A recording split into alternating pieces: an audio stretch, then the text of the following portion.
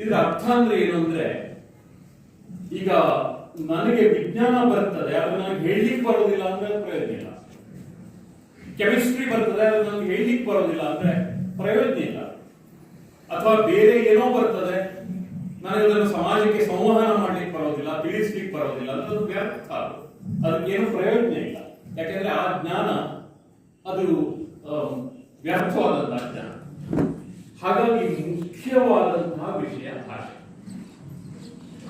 ನಾವು ಸಾಮಾನ್ಯವಾಗಿ ನಮ್ಮಲ್ಲಿ ಒಂದು ನಂಬಿಕೆ ಇದೆ, ನಮ್ಮಲ್ಲಿ ಜನರಲ್ ಸಮಾಜದಲ್ಲಿ ಒಂದು ನಂಬಿಕೆ ಇದೆ ಅಂದ್ರೆ ಭಾಷೆಗಳು ಮಹತ್ವ ಅಲ್ಲ, ಪೂರ್ವ ವಿಷಯಗಳು ಮಹತ್ವ ಅಲ್ಲ. ಅಂದ್ರೆ ಈಗ ನಾವು